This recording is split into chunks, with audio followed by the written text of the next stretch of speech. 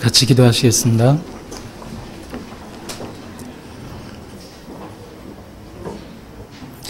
은혜와 사랑이 많으신 하나님 아버지, 저희가 죄 가운데 죽을 수밖에 없었고 참으로 여러 가지 욕심에 이끌려 범죄하는 가운데 살아갔습니다. 그러한 저희 각 사람을 주님께서 은혜로 불러주시고 저희의 모든 죄를 주님의 보혈로서 용서해 주셨습니다. 이제 저희가 주님을 아버지라 부를 수 있고 이제 영원한 그 주님의 나라를 바라보면서 이 땅에 살게 모든 것을 주님께서 이루어 주셨습니다. 이제 저희의 나머지 생애가 참으로 주님의 뜻을 이 땅 위에 나타내는데 쓰여지기를 간절히 바라고 그 일을 위하여 저희가 함께 수고할 수 있기를 주님 앞에 간절히 바라고 원합니다. 주님 보시기에 저희 안에 합당치 못한 것, 많은 타협된 죄도 있고 생활 속에 또한 주님 보시기에 합당치 못한 많은 잘못된 것들이 있습니다. 오직 주님 말씀 가운데 책망하여 주시고 오직 주님의 빛 가운데로 더 나아갈 수 있도록 도와주시고 인도하여 주십시오. 저희가 주님을 보다 가까이에서 늘 섬기며 주님의 뜻을 저희 마음과 생활 속에서 나타나기를 간절히 바라고 원합니다. 이 모든 시간에 오직 함께 하셔서 참으로 저희의 연약함을 도와주시고 주님 보시기에 잘못된 모든 것 교훈하여 주시고 참으로 주님 주시는 은혜로 가득 채워주시길 주님께 부탁드립니다. 저희를 고아와 같이 버려두지 않으시겠다고 말씀하셨습니다. 오직 이 자리 주 성령께서 주장하여 주시고 주님의 영광과 은혜만이 나타나는 그런 자리가 될 수 있도록 도와주시고 인도하여 주십시오. 또한 지금 복음이 전해지고 있는 청주와 순천 그리고 춘천교회 많은 지역교회에도 주님 함께 하셔서 말씀을 전하시는 분들과 듣는 모든 사람의 마음을 주 성령께서 주장하여 주시고 많은 잃어진 영혼들이 이번 기회에 주님 앞으로 돌아올 수 있도록 함께하여 주시길 또한 주님께 기도합니다. 이 모든 말씀을 저희를 죄에서 구원해 주신 우리 주 예수 그리스도 이름으로 감사하며 기도드렸습니다. 아멘. 네, 우리 신약성경 누가복음 12장 말씀을 같이 찾겠습니다. 신약성경 누가복음 12장입니다.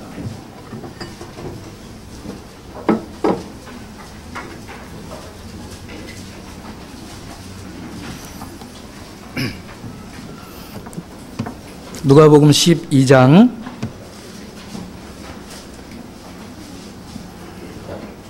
13절 말씀부터 21절까지 말씀을 찾으셔서 같이 읽겠습니다. 13절부터 같이 읽겠습니다.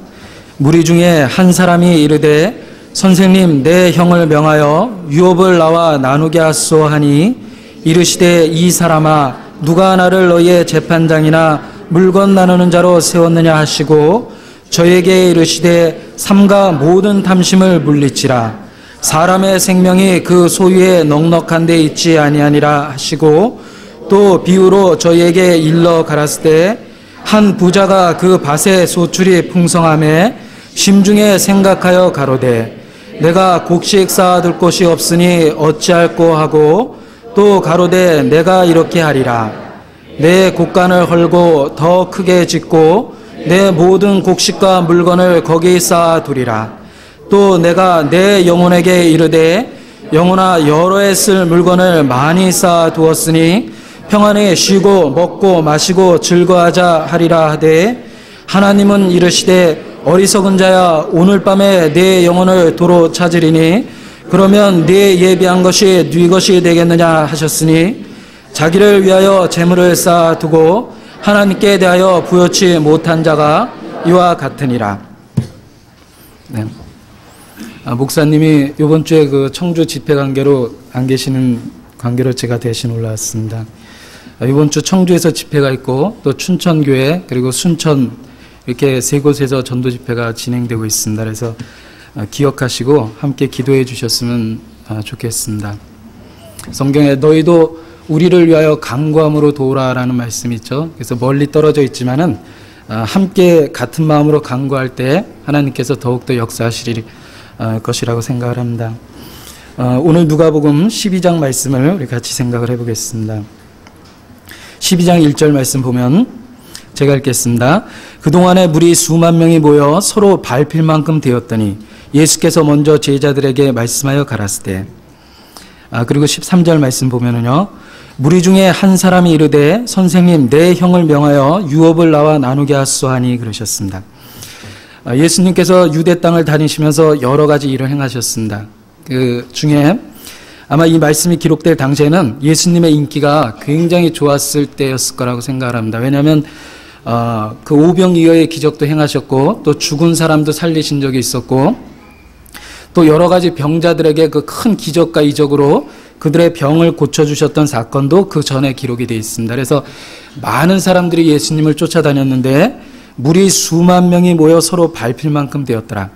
아마 수만 명, 지금도 아마 수만 명이 어떤 사람을 그 무리를 져서 쫓아다닌다면 굉장한 인파가 될 거라고 생각을 합니다. 근데 그 당시에 예수님의 인기가 아마 이 성경 그 누가복음 12장 그 당시에는 그런 여러 가지 기적과 이적으로 인해서 많은 사람들이 예수님을 쫓아다녔을 거라고 생각을 합니다. 근데 그 수만 명의 인파를 해치고 무리 중에 한 사람, 그 어떤 사람인지 이름이 기록되지 않았지만 그 무리 중에 한 사람이 예수님 바로 면전에서 예수님과 대화할 수 있는 기가 막힌 기회를 갖게 되었다라고 생각합니다. 이 사람은 그야말로 예수님 발 앞에 나오기까지 그 수만 명의 인파를 해치고 아마 나왔을 거예요. 그 나름대로는 굉장한 기회를 얻은 거라고 생각을 합니다. 그 많은 무리를 해치고 예수님 발 앞에까지 나와서 자기의 소원을 직접 말할 수 있는 기회를 얻었어요. 그래서 이 사람이 꼭 그 예수님께 하고 싶은 이야기를 아마 드렸을 거예요. 자기 마음속에 간절히 바라고 원하는 것을 아마 예수님께 말씀을 드렸을 거예요. 그런데 이 사람이 무엇을 갖고 예수님께 나왔냐면 선생님 내 형을 명하여 유업을 나와 나누게 하소 그랬거든요. 아마 이 사람이 굉장히 억울한 일, 그 형이 유업을 독차지하고 마땅히 율법이나 어떤 그 법률에 의거해서 자기에게 돌아올 목까지 다 빼앗긴 그런 분한 사건이 있었나 봐요. 그래서 그것이 얼마나 억울하고 또 그것을 해결하고 싶은 마음이 얼마나 간절했으면 예수님을 그 여러 인파를 해치고서 예수님 면전까지 와서 그 예수님을 만나서 꺼냈던 이야기가 바로 그 얘기였어요. 선생님 내 형을 명하여 유업을 나와 나누게 하소서. 그러니까 이 사람에게는 가장 아마 그 당시에 자기 딴에는 굉장히 중요하고 자기에게 가장 심각한 문제를 예수님께 꺼내놨을 거라고 생각을 합니다. 그런데 예수님께서 책망하시기를 이 사람아 누가 나를 너희의 재판장이나 물건 나누는 자로 세웠느냐 하시고 책망을 하셨어요. 이 사람은 예수님께 나오기 위해서 여러 가지 그 어려운 일을 그 많은 인파를 해치고 예수님께 나왔지만 막상 예수님께 구했던 것은 전혀 합당치 못한 걸 구했던 거예요. 그래서 예수님께서 책망하시기를 누가 나를 너희의 재판장이나 물건 나누는 자로 세웠느냐. 성경에 기록되기를 예수님은 죄인을 구원하시려고 이 땅에 오셨다고 그러셨습니다. 아들을 낳으리니 이름을 예수라 하라. 이는 그가 자기 백성을 저희 죄에서 구원할 자이심이라. 또 예수님이 친히 말씀하시기를 내가 의인을 부르러 온 것이 아니라 죄인을 부르러 왔다. 죄인을 구원하시려고 예수님은 오셨고 죄인을 부르고 있다라고 그러셨어요. 예수님이 이 세상에 내려오신 목적은 우리를 죄에서 구원하시려고. 그래서 미쁘다 모든 사람이 받을 만한 이 말이요. 그리스도 예수께서 죄인을 구원하시려고 세상에 임하셨다 했도다 그러셨습니다. 예수님은 죄인을 구하려고 이 세상에 오셨는데 이 사람은 그 죄 문제를 해결하기 위해서 예수님께 나왔던 것이 아니라 예수님께 자기 그 억울한 사정, 그 유업을 나와 형에게 이야기해서 유업을 나와 나눠달라라는 그런 세상의 어떤 송사 사건을 가지고 예수님께 나왔어요. 예수님이 이 세상에 오신 목적과 이 사람이 예수님을 만났던 목적은 전혀 다른 거였어요. 그러니까 책망하신 거예요. 우리 주변에도 많은 사람들이 예수님 믿는다고 다닌다고 생각합니다. 이 말씀처럼 수만 명이 예수님을 쫓아다니는데 많은 사람들이 성경 들고 다니고 많은 사람들이 예수님의 이름을 부르고 예수님을 가까이에서 모시고 있다고 생각하고 가까이에서 예수님과 더불어 교제하고 있다고 생각해요. 그러나 그 사람들이 예수님께 갖고 나오는 문제는 자기의 죄 문제를 해결하려고 나온 것이 아니라 그 생활 속에 일어나는 일들, 재판장이나 물건 나누는 자로 세웠다고 그랬죠. 일상의 일들, 일상의 억울한 일, 세상의 어떤 육신적인 축복, 그런 문제를 갖고 예수님께 나오고 있어요. 이 사람아, 누가 나를 너희의 재판장이나 물건 나누는 자로 세웠느냐? 예수님이 오신 목적과 전혀 다르다는 거예요. 예수님은 죄 문제, 죄인을 부르기 위해서 이 땅에 오셨는데 사람들이 예수님께 나온 목적은 전혀 다른 목적이었다는 거예요. 이 사람이 아마 그 다음에 회개할 기회를 얻지 못했다면 아마 2000년 전에 죽었겠죠. 지금 이 순간에 아마 꺼지지 않는 불못, 그 영원한 그 고통 가운데 들어가 있을 거예요. 그리고 지금도 2000년 동안 그 고난과 그 고통을 당하면서 아마 자기가 얼마나 어리석었는가를 느끼고 있을 거라고 생각합니다. 2000년 동안 내가 그때 수많은 인파를 해치고 예수님 앞에 나왔는데 기껏 내가 그때 구한 게 그 유업, 그 돈, 재물 문제를 갖고 예수님께 나갔더니 그분이 생명의 주님이었다는 걸 내가 몰랐다니 내가 그 기회를 잃어버렸구나. 아마 지금쯤 그 후회의 나날을 보내고 있을 거라고 생각해요. 앞으로 후회할 시간은 얼마든지 있겠죠. 영원히 그것을 후회하고 있을 거라고 생각을 합니다. 자기가 앞에 있었던, 자기 앞에 있던 그 예수님이 누군 줄을 몰랐어요. 자기의 생명은 이뤄져 있고 지금이라도 죽으면 지옥 갈 사람이 예수님께 재산 문제, 유업을 나눈다라는 그런 없어질 재산 문제 갖고 예수님께 나왔던 거예요. 이 사람은 일생일대의 기회를 잃어버린 거예요. 예수님을 그렇게 앞에서 바로 만나서 대화할 수 있는 특권을 얻었는데 그 기회를 잃어버렸다고 생각을 합니다. 이 성경에는 이런 사람 많이 있죠. 예수님을 만났던 많은 사람들에 대한 만남이 성경에 기록이 되어 있습니다.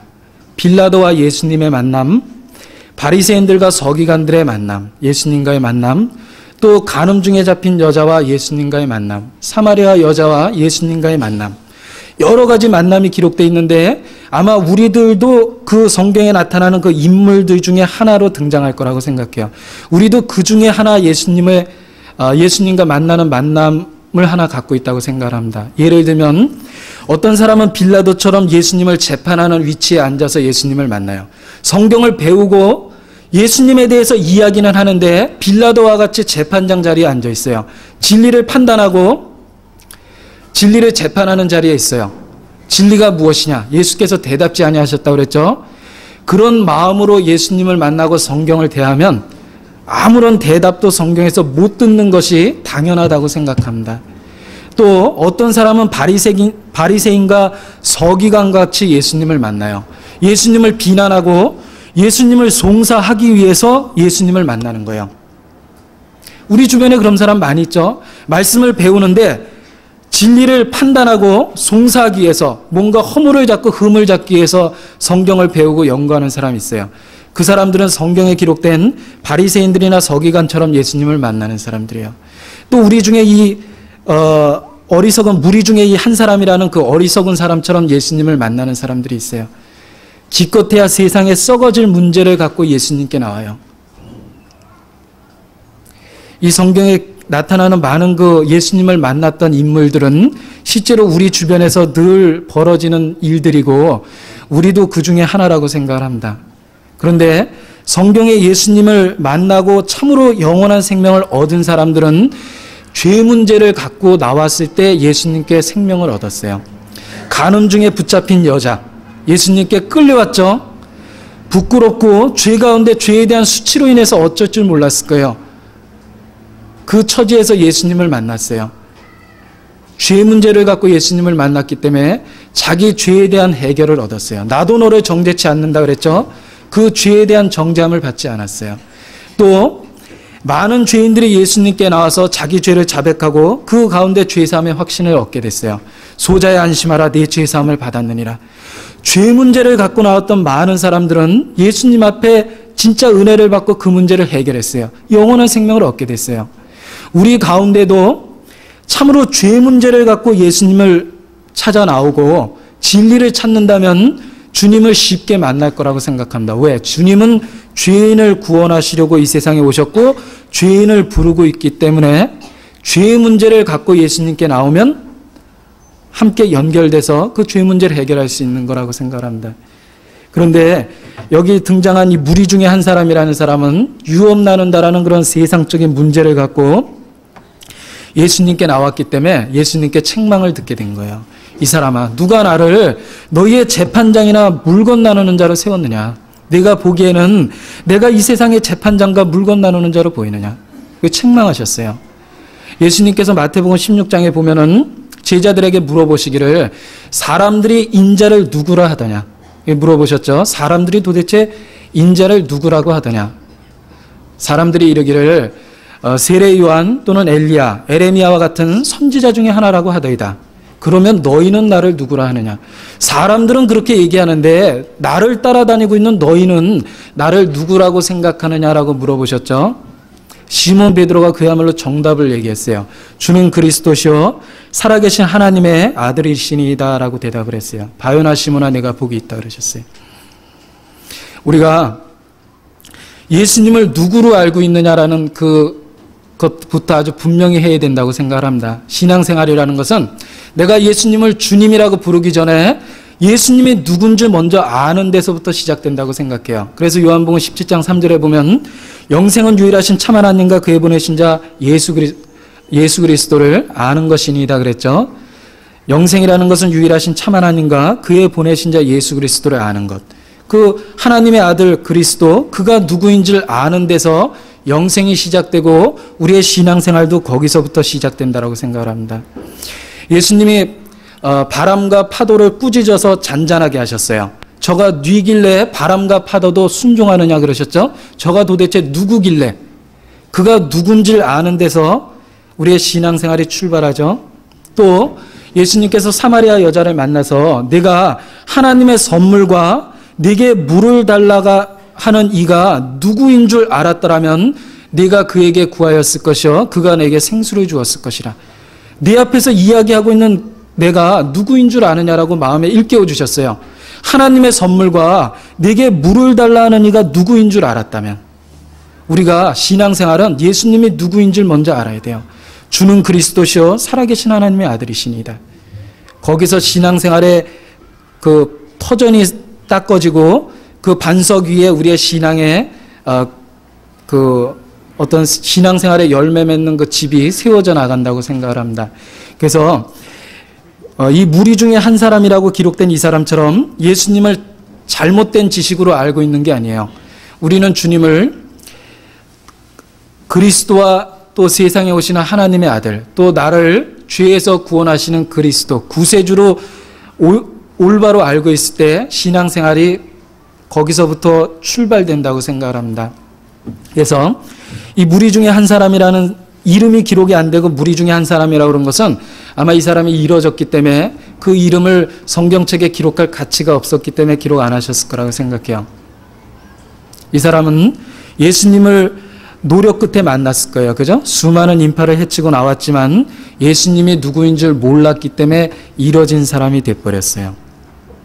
우리는 예수님을 그가 그리스도고 내 죄를 해결하기 위해서 오신 그 하나님의 아들이시라는 것을 올바로 발견할 때 거기서 우리의 그 신앙생활의 그 반석이 딱 꺼졌다라고 생각을 합니다. 그래서요 여기 사람들이 예수님을 믿기는 믿는데 예수는 예수인데 다른 예수, 복음은 복음인데 다른 복음, 영은 영인데 다른 영. 예수는 예수인데 다른 예수. 이 사람은 예수는 예수인데 죄 문제를 해결해 주는 예수가 아니라 유업을 나눠주는 예수님으로 생각했어요. 결과적으로 자기의 영혼은 이뤄지게 됐고 예수님께 책망을 받게 됐어요. 그리고 이 사람에게 진짜 필요한 말씀을 예수님이 해주셨는데 15절 말씀 보겠습니다. 저희에게 이르시되, 자, 질문은 무리 중에 한 사람, 이 사람이 물어봤는데 대답은 저희에게 이르시되 그랬죠? 대답은 전체적으로 하셨어요. 그것은 성경에 기록된 모든 문제는 전부 우리 모든 사람에게 해당되고 있다는 거예요.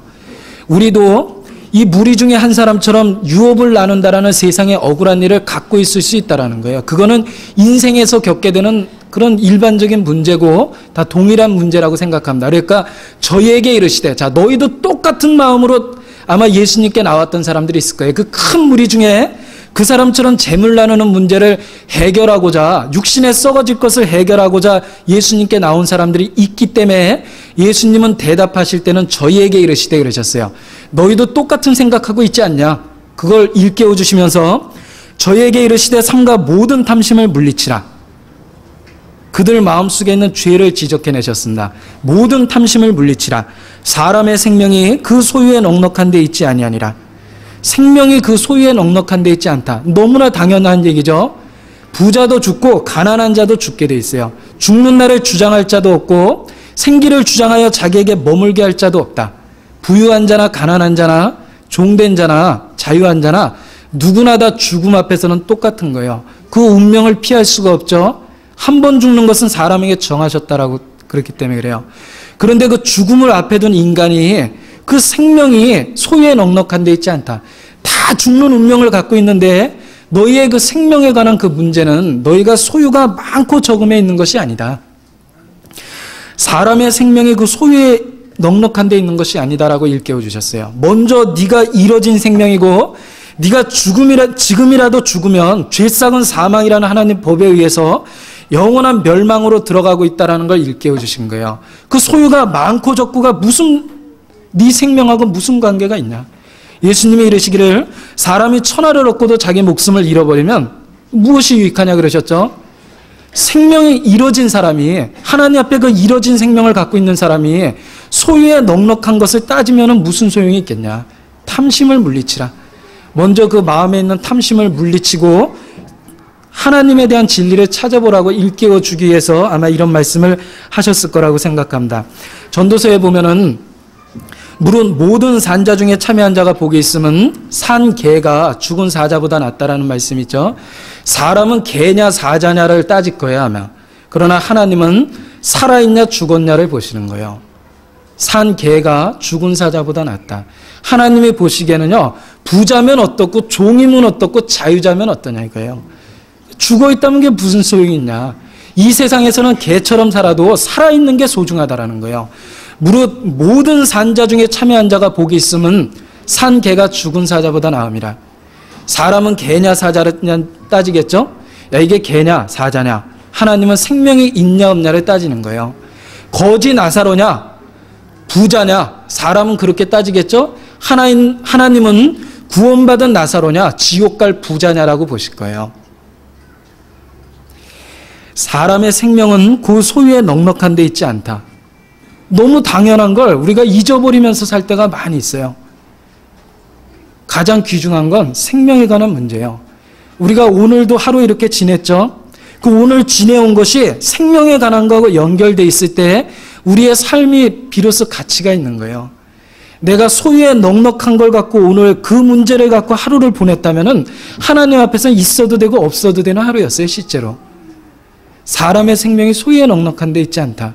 내가 오늘 이뤄진 영혼들과 아무런 상관없이 보냈다면, 그리고 단지 썩어질 거 먹을 거 입을 거 문제 갖고 연연했다면요, 소유에 넉넉한 문제 갖고 오늘 하루 마음싸움을 했어요. 그런데 말씀에 이르시기를 생명이 그 소유에 넉넉한 데 있지 않다 그러셨어요. 가장 귀중한 건 생명에 관한 문제라는 거예요. 그 생명에 관한 중요성을 일깨우기 위해서 필요한 것이 모든 탐심을 물리치라 그랬어요. 이 탐심이라는 것은요, 그 생명에 대한 소중함을 자꾸 없애버려요. 씨 뿌리는 비유에 보면 씨가 뿌려졌는데 가시떨기에 떨어진 씨가 있었죠. 가시떨기에 떨어진 씨가 세상의 염려와 재리의 유혹과 여러 가지 욕심에 이끌린 바 되어 온전히 결실치 못하는 자라 그랬어요. 여러 가지 욕심에 이끌리면 그 귀한 씨가 심어져 있는데 그 씨가 터지고 열매 맺을 기회를 뺏어가 버리는 거예요. 그 가시의 기운에 온전히 결실치 못한다고 그랬죠. 내 마음속에 여러 가지 욕심으로 가득 채워놓으면은 씨앗이 자랄 수가 없는 거예요. 그래서 여러 가지 욕심에 이끌린 바 되어 항상 배우나 마침내 진리의 지식에 이를 수 없느니라 그러셨어요. 우리 가운데 여러 가지 욕심, 무엇을 더 얻고자 하고 무엇을 더 갖고자 하고 어떻게 살까 하고 그런 마음으로 가득 차 있다면 우리 안에 있는 귀한 생명이 결실하지 못하는 거예요. 한 알의 씨앗이 땅에 떨어져 죽지 아니하면 한 알 그대로 있고 그랬죠. 그 가시가 그 씨앗이 결실케 되는 걸 막아버리는 거예요. 모든 탐심을 물리치라. 농사꾼이 밭에 나갔어요. 밭에 있는 피를 뽑고 잡초를 뽑아내고 가시덤불을 걷어내는 게 농사꾼이 여름 내내 해야 되는 일이죠. 그래서 가을에 풍성한 수확을 거둬들일 거예요. 우리가 신앙생활 속에 마땅히 필요한 게 뭐냐면요. 내 마음의 밭에 나가서 내 마음에 도단한 그 여러 가지 탐심, 세상의 욕심, 그 걷어내는 것이 신앙생활이라고 생각합니다. 그래서 농사꾼이 그 여름 내내 귀한 열매를 바라고 그 땀을 흘리고 노력하는 것처럼 우리도 우리 마음의 밭에 나가서 내 마음에 도단하는 탐심을 뽑아내고 그 밭을 솎아내고 가꾸는 것이 그게 신앙생활이고 열매 맺기 위한 그런 어떤 당연한 과정이라고 생각합니다. 그래서 구약에 보면 에레미야서 4장 말씀 하나 찾아보겠습니다. 구약 에레미야 4장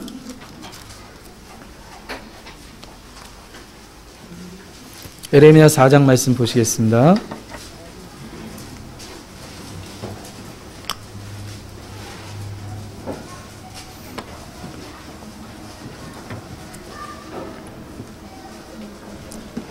에레미야 4장 3절 말씀을 같이 한번 읽어보겠습니다. 구약성경 1055페이지 에레미야 4장 3절입니다. 같이 읽겠습니다. 나 여호와가 유다와 예루살렘 사람에게 이같이 이르노라. 너희 묵은 땅을 갈고 가시덤불 속에 파종하지 마라. 예, 됐습니다. 너희 묵은 땅을 갈고 가시덤불 속에 파종하지 말라 그랬죠. 우리 마음의 밭을 갈아엎고 가시덤불 속에 파종하지 말라는 말씀처럼 먼저 내 마음에 있는 가시덤불을 다 뽑아내야 돼요. 그게 모든 탐심의 종류라고 생각을 합니다. 그래서 모든 탐심을 물리치라고 그랬죠. 그 탐심이라는 건 죄의 근원이에요. 그래서 욕심이 잉태한 즉 죄를 낳고 죄가 장성한 즉 사망을 낳느니라. 그 사망에 이르는 죄가 어디서 시작됐냐면 욕심, 탐심, 더 얻고자 하는 마음에서 죄가 잉태됐고 그 결과 사망이 나왔다라는 거예요. 모든 죄의 근원은 탐심으로부터 시작된다고 그랬죠. 그래서 아마 10계명 중에 탐내지 말라라는 계명이 2번이나 언급된 거라고 생각해요. 두 번째 계명은 우상을 만들고 절하지 말며 그것을 섬기지 말라고 그러셨는데 탐심은 곧 우상 숭배니라 그러셨죠. 우상 숭배하지 말라는 그 말씀 속에 탐내지 말라라는 그 경고를 하신 거예요. 그리고 제일 마지막 계명, 너는 내 이웃의 소유를 탐내지 마라. 너는 내 이웃의 아내나 남종이나 여종이나 소나 낙이나 내 이웃의 소유를 탐내지 말지니라. 아마 10계명 중에 2번이나 탐내지 말라라는 계명을 언급하신 것은 우리 모든 사람이 가장 쉽게 얽매이는 죄이기 때문에 그렇게 하셨을 거라고 생각합니다. 모든 탐심을 물리치라. 그래서 내 마음에 있는 가시를 뽑아내듯이 그 말씀 가운데 그 세상의 어떤 재리에 관한 유혹, 여러 가지 욕심을 마음에서 뽑아내는 것이 그것이 그 귀한 열매를 바라는 농사꾼이 당연히 해야 될 일이라고 생각해요. 잡초는 곡식은 절대로 심지 않으면 자라지 않는 게 곡식이고 잡초는 심지 않고 가꾸지 않아도 자라는 게 잡초와 가시라고 그러죠. 우리 마음속에 곡식은 절대 심지 않으면 안 자라요. 성령의 열매는 심지 않으면 안 자라게 돼 있어요. 주님 말씀 가운데 순종하지 않으면 열매가 없는 게 당연한 거예요. 그런데 탐심과 욕심, 죄는 가꾸지 않아도 잘 자라게 돼 있어요. 그것은 뿌리를 뽑아야지만 없어지는 거예요. 잘라내면은요 또 자라게 돼 있어요. 농사꾼이 밭에 나가서 잡초를 윗부분만 귀찮다고 낫으로 위에만 다 잘라내면 뿌리가 그대로 있죠? 또 자라게 돼 있는 거예요.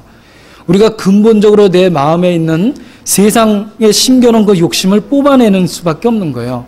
그 진짜 의의 풍성한 열매를 바라고 생명을 사모하고 이뤄진 영혼들에게 전도하고 싶다면, 그런 소원이 있다면 마음속에 있는 탐심부터 제거하는 것이 그것이 옳은 거라고 생각합니다.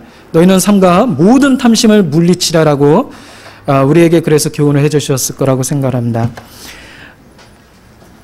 16절 말씀, 예수님께서 비유로 이러한 교훈을 또 주셨습니다. 누가복음 12장 16절 말씀입니다.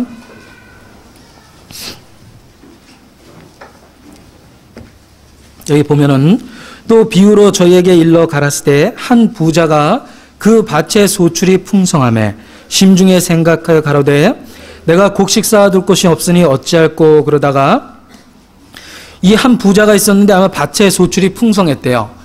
그러니까 풍년이 들었나 본데 지금 말로 하면은 사업도 잘 되고 월급도 많이 오르고 그야말로 만사형통해서 물질적인 풍요가 생겼어요.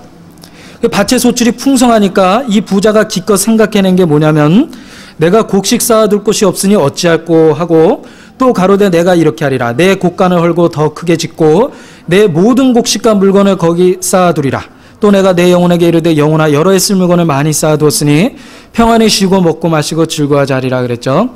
이 부자가 밭의 소출이 풍성하니까 내가 심중에 이르기를 내가 어떻게 할꼬 하다가 그 밭의 소출이 풍성하니까 어떻게 하기로 생각을 했냐면요. 내가 곡간을 헐고 더 크게 짓겠다라는 그 계획을 세우게 됐어요. 그 밭의 소출이 풍성하니까 내가 곡간을 헐고 더 크게 져야겠다. 그래서 곡간을 헐고 더 크게 짓고 거기에 가득 채워놓고 자기 영혼에게 평안히 먹고 마시고 쉬자라고 이렇게 일렀어요. 그 풍요한 재물, 그 풍성한 재물, 밭의 소출이 풍성했다고 그랬죠. 그 풍성한 재물이 곡간을 헐고 더 크게 짓게 만들었고 그 결과 자기의 영혼에게 이르되 평안히 쉬고 먹고 마시고 즐거워하자라는 그런 생각을 만들어냈어요. 재물이 많아지니까 생각이 어떻게 됐냐면 곡간을 헐고 더 크게 짓자라고 그러고 그리고 평안히 쉬고 먹고 마시고 즐거워하자 그랬죠. 재물이 많아지니까 이 사람의 인생관이 먹고 마시고 즐기자라는 인생관으로 바뀌어버린 거예요. 잠언에 보면은요, 내가 하나님께 두 가지를 구했는데 허탄한 거짓말을 내게서 멀리하게 해주시고 또 내가 부하게도 하지 마옵시고 가난하게도 하지 말라라는 그런 말씀 있죠. 내가 부하면 내가 물질적으로 풍요를 누리면은 내가 혹시 하나님을 모른다. 여호와가 누구냐 할까 두렵다 그랬어요. 너무 육신적으로 풍성해지고 풍요해지면은요. 하나님을 모른다 그러고 여호와가 누구냐 한다라는 거예요. 마음속에 하나님을 부인하는 마음이 들어와요. 이 어리석은 부자도 마찬가지예요. 밭의 소출이 풍성해지니까 평안히 쉬고 먹고 마시자 즐거워하자는 인생관이 됐어요. 결과적으로는요. 소출은 풍성했지만은 그 영혼이 이뤄지는 기회가 돼버린 거예요. 주차장 우리 차량 광고 좀 드리겠습니다. 3657-2007-8643 지금 좀 차 좀 빼주시기 바랍니다. 결국은 이 사람은 물질적인 풍요를 누리게 됐지만 그것이 자기의 영혼은 이뤄지게 만든 거예요. 평안히 먹고 마시고 즐거워하자 내 영혼아. 결과적으로는 자기의 영적인 그 이뤄진 것은 생각도 못하게 됐고 먹고 마시자라는 인생관을 그 재물이 만들어줬어요. 결과적으로는 그 재물이 자기를 하나님 앞에 하나님께 향한 마음을 더욱더 없어지게 만든 거예요. 하나님이 누구냐? 여호와가 누구냐? 나 하나님 모르겠다. 그런 인생관을 이 물질적인 풍요가 준 거예요. 결과적으로는 우리가 성경에 보면 부자 되기에 애쓰지 말고 내 사사로운 지혜를 버리지니라 그러셨는데 부자 되기에 애쓸 필요는 없다라는 거예요. 하나님은 가장 적당하게 우리를 인도하세요. 내가 그 재물을 쓸 수 있을 만큼 그 재물을 지혜롭게 쓸 수 있을 만큼 아마 내게 주실 거예요. 내가 진짜 재물을 하나님 뜻 가운데 쓸 수 있는 신앙이 되면 내게 물질적인 풍요도 얼마든지 주실 거라고 생각을 해요. 그러나 재물을 내게 보태줘가지고 내 인생관이 이렇게 바뀐다면 하나님은 내게 재물을 주시지 않는 게 내게도 복이에요. 그러니까 아마 그렇게 기도했다고 생각해요. 나를 부하게도 하지 마옵시고 가난하게도 하지 마옵시고 오직 필요한 양식으로 나를 먹이시옵소서 그랬어요.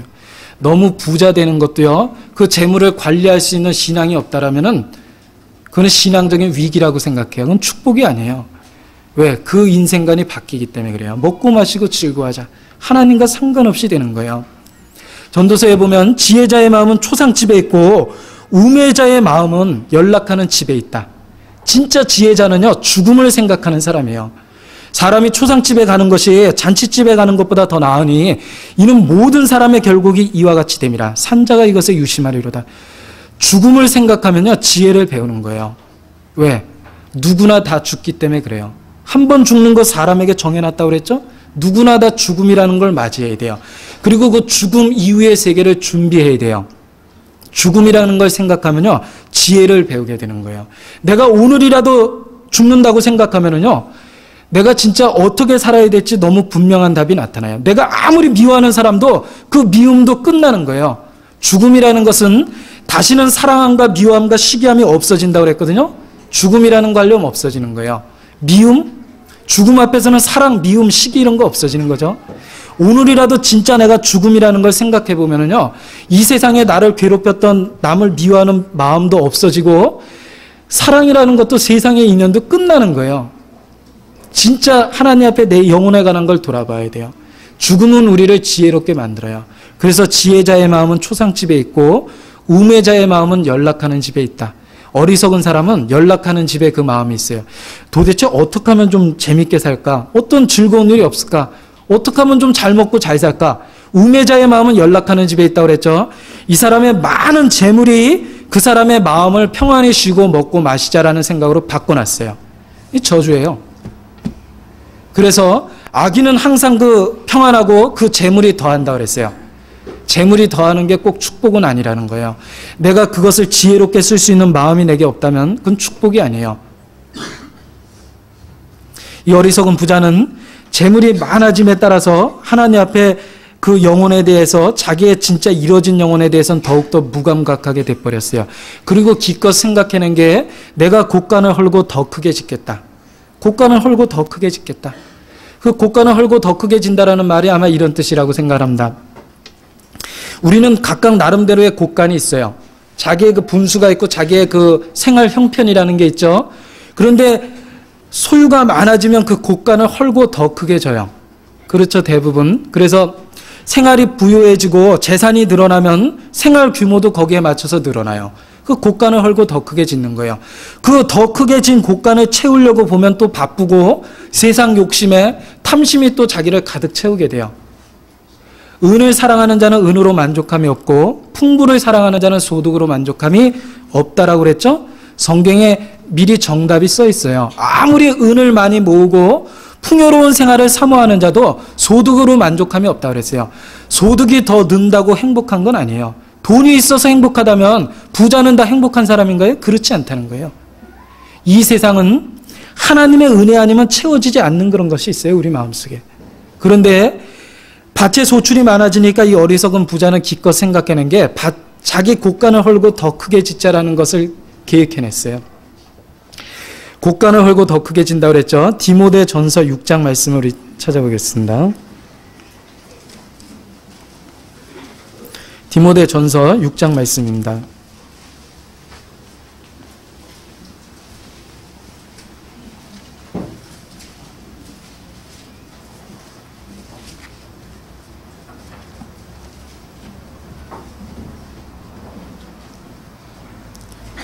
구절 제가 한번 읽겠습니다. 부하려 하는 자들은 시험과 올무와 여러 가지 어리석고 해로운 정욕에 떨어지나니 곧 사람으로 침륜과 멸망에 빠지게 하는 것이라. 돈을 사랑함이 일만하게 뿌리가 되나니 이것을 사모하는 자들의 미혹을 받아 믿음에서 떠나 많은 근심으로서 자기를 찔렀도다. 부하려 한다고 그랬죠. 부하려 하는 자가 그 곳간을 헐고 더 크게 지려는 자와 똑같은 모습이라고 생각합니다. 자기 곳간이 있는데 헐고 더 크게 짓는 거예요. 옛날에 단칸방에 살 때는 소원이 있다면 방 2칸이었으면 좋겠다. 그게 간절한 소원이었어요. 근데 방 2칸으로 이사 갔어요. 얼마나 기뻤겠어요? 근데 조금 지내다 보면 또 만족하나요? 방 2칸이 아니라 이제 내 집이 하나 있었으면 좋겠다. 그래서 또 노력해가지고 또 자기 집이 마련이 됐어요. 그럼 또 만족이 되나요? 그렇지 않아요. 왜 이렇게 집이 좁냐? 좀 넓은 집에 살았으면 좋겠다. 넓은 집에 살면 이제 만족이 될까요? 집에 좀 앞에 그 전원도 있고 좀 이렇게 나무도 심고 이런 텃밭도 가꾸면서 이렇게 전원 생활하는 전원주택이 있었으면 좋겠다. 아마 그 욕심은 끝도 없고 한도 없을 거예요. 어떤 사람 버스 타고 고생하다가 중고차라도 하나 있었으면 좋겠다. 중고차 샀어요. 만족하나요? 조그만 차라도 새 차 있었으면 좋겠다. 새 차 샀어요. 만족할까요? 조금 큰 차 있었으면 좋겠다. 조금 큰 차 샀어요. 만족할까요?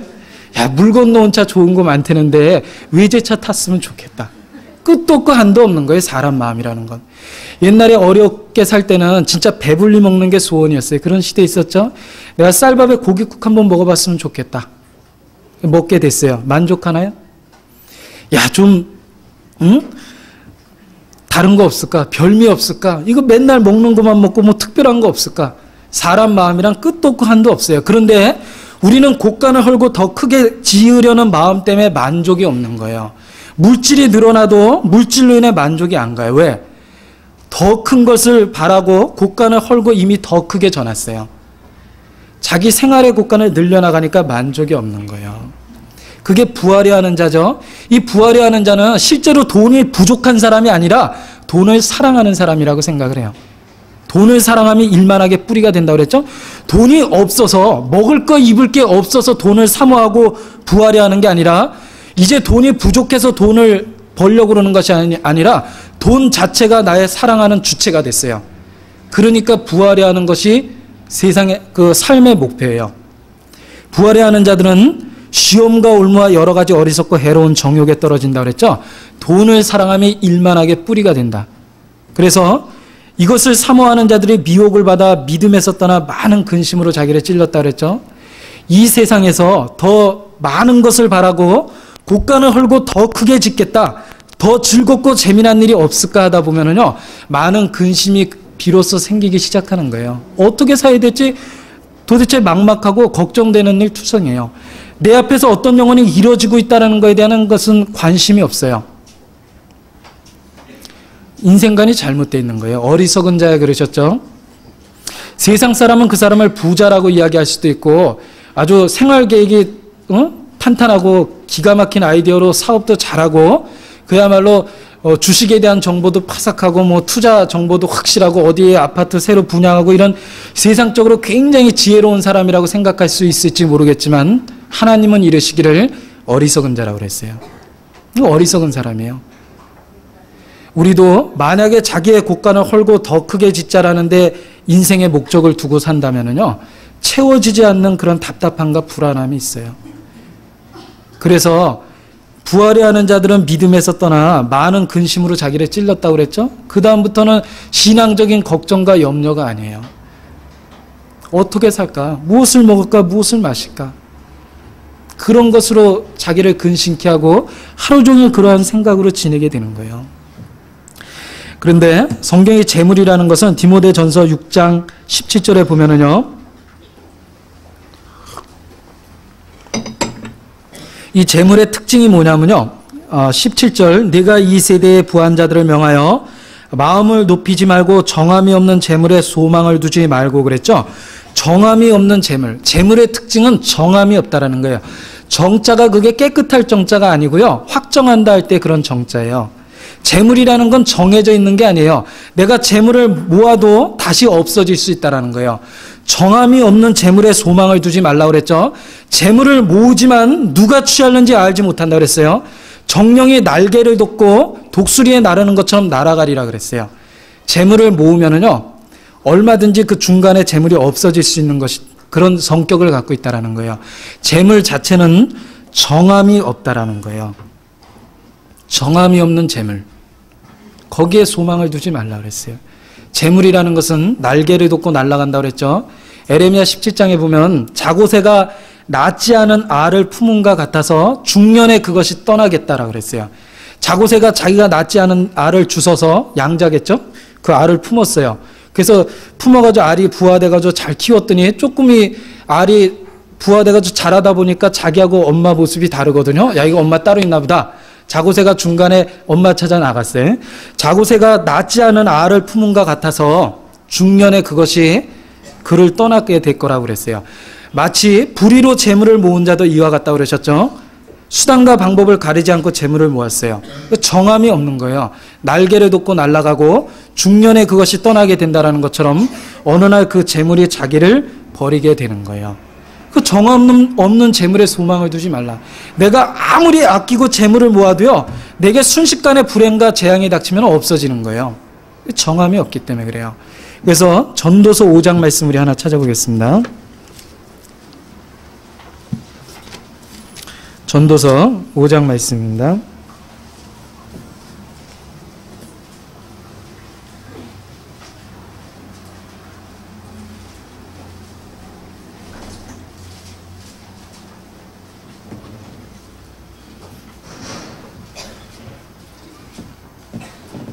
전도서 5장 11절 말씀입니다. 11절 같이 읽어보겠습니다. 재산이 더하면 먹는 자도 더하나니 그 소유주가 눈으로 보는 외에 무엇이 유익하랴. 뭐 돈 많다고 하루에 저 밥 3끼 먹는데 혼자 10끼 먹고 20끼 먹고 그러는 거 아니죠? 다 3끼 먹고 살게 돼 있어요. 뷔페 가서 아무리 많이 먹으라고 해도 자기 양 차면 못 먹어요. 눈으로 보는 외에는 차이가 없는 거예요. 갈비탕 시켜서 먹어서 배부른 사람이나 뷔페 가서 밥 먹고 배부른 사람이나 음식 보면 뭐예요? 이 사람 갈비탕 빈 그릇 보고 앉아있고 뷔페 간 사람은 음식 남은 거 많이 보고 있죠? 그 눈으로 보는 거에 무엇이 유익하냐? 재물도 마찬가지라는 거예요. 먹을 거, 입을 거, 쓸 거 있으면요. 그게 족한 거 아는 거예요. 그 이상은 눈으로 보는 것 외에 무엇이 유익하냐? 부자는 배부름으로 잠 못 잔다고 그랬죠? 또 너무 많이 먹으면 또 배가 불러가지고 고민만 생기고 잠도 안 와요. 그리고 13절 말씀 보면은요. 우리 한번 읽어보겠습니다. 13절. 내가 해 아래서 큰 패단되는 것을 보았나니 곧 소유주가 재물을 자기에게 해가 되도록 지키는 것이라. 게다가 재물은 자기에게 해가 될 수도 있다라는 거예요. 어떤 사람이 없었던 재물이 생기는 바람에 그 재물 때문에 형제 간에 칼부림 나가지고 신세 망친 사람도 있죠. 그런 사람 얘기 들어보셨을 거예요. 그래서 어떤 사람들은 복권 당첨돼가지고 축하하러 모였다가 그 복권 당첨금을 어떻게 쓸 건지 형제들 간에 의논하다 싸움이 붙었어요. 살인극 벌어졌죠? 전에 그런 얘기 한번 들어본 적 있어요?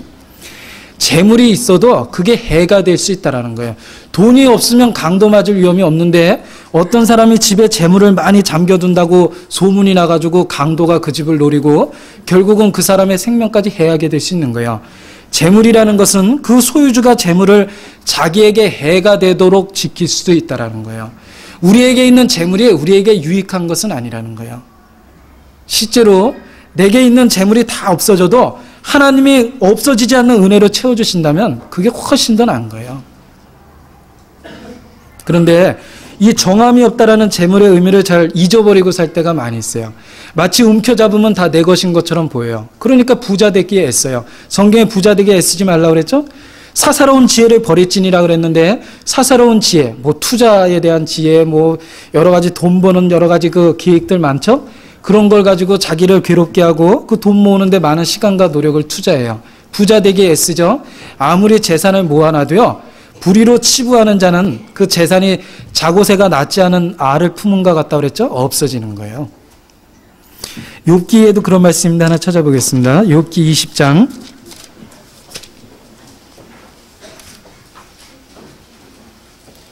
욥기 20장 말씀, 20장 15절 말씀에 적겠습니다.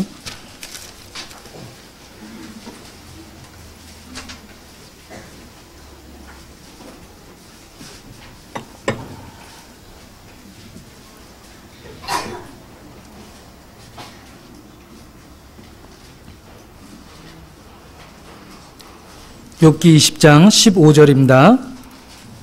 구약성경 780페이지입니다. 욥기 20장 15절 같이 한번 읽어보겠습니다. 그가 재물을 삼켰을지라도 다시 토할 것은 하나님이 그 배에서 도로 나오게 하심이니 그랬죠? 재물을 삼켰을지라도 다시 토할 것은 하나님이 그 배에서 도로 나오게 한대요. 구원받은 그리스도인이 자기 수단과 방법 또는 양심을 굽혀서 어떤 재물을 모았으면요, 그 재물이 진짜 자기 수중에 머물게 될까요? 삼켰을지라도 하나님이 토하게 하신댔어요. 진짜 구원받은 사람이 불의한 방법으로 재물을 모은다면요, 하나님이 다시 토하게 하세요. 그 재물을 쌓아두는 걸 용납지 않으세요. 왜? 그게 하나님에 대한 마음을 뺏어가기 때문에 그래요. 다시 토하게 될 거라고 그랬죠. 이 재물은 정함이 없다. 응? 내가 모아놔도 내게 머물러 있을 거라는 보증이 없는 거예요. 날개를 돋고 날아간다고 그랬죠. 날아가기 전에 그 재물을 지혜롭게 쓰는 게 그게 진짜 구원받은 사람이에요. 그게 구원받은 사람의 지혜예요. 물이라는 것은요, 물이 적당히 내리고 흘러서 빠져나가면 곡식이 자라게 되지만 물이 내려가지고 고여있으면 곡식이 썩어지잖아요. 우리에게 구원받은 그리스도인에게 재물이 적당히 들어오고 적당히 그 하나님 계획 가운데 쓰여진다면은 곡식이 자라요. 의의 풍성한 열매가 맺히게 되겠죠? 그러나 자기 욕심으로 그 재물을 움켜쥐면은 그것은 결과적으로는 곡식을 상하게 하는 것처럼 자기 신앙을 망가뜨리기 시작하는 거예요. 그건 아주 틀림없는 것 같아요.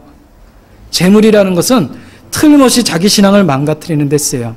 합당치 못하게 벌어든 재물, 성경에 보면은요, 개 같은 자의 소득은 여호와의 전에 드리지 말라라는 말씀도 있어요. 아무렇게나 벌어서 하나님을 위해서 쓰겠다, 거짓말이에요. 창기나 개 같은 자의 소득은 여호와의 전에 드리지 말라. 부정한 재물을 하나님이 쓰고자 하시는 게 아니에요.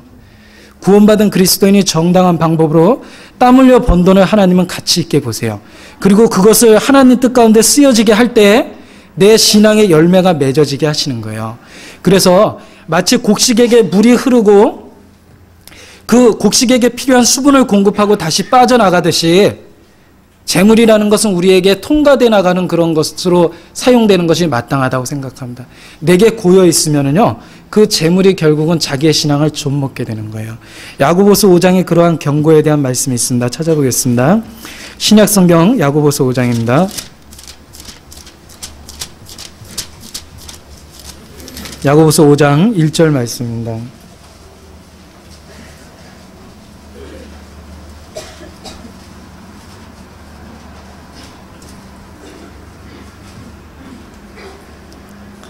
야고보서 신약성경 5장 1절 말씀부터 제가 읽어보겠습니다. 들으라 부한 자들아, 너희에게 임할 고생을 인하여 울고 통곡하라. 너희 재물은 썩었고 너희의 옷은 좀 먹었으며 너희의 금과 은은 녹이 슬었으니 이 녹이 너희에게 증거가 되며 불같이 너희의 살을 먹으리라. 너희가 말세의 재물을 쌓았도다 그랬죠. 너희에게 그 금과 은은 녹이 슬었고 이 녹이 너희에게 증거가 되며 불같이 너희의 살을 먹으리라 그랬죠. 그 합당치 못하게 모아놓은 재물, 그 합당치 못하게 잡고 있는 재물은 결과적으로는 불같이 너희를 먹으리라 그랬죠. 자기 신앙을 좀 먹고 하나님 앞에 아주 합당치 못한 어리석은 자로 드러나게 하는 거예요. 그래서 마태복음 6장 말씀 우리 찾아보겠습니다. 그 재물을 어떻게 써야 될 건지를 마태복음 6장에 교훈해 주고 계십니다. 마태복음 6장 19절 말씀 찾아보겠습니다.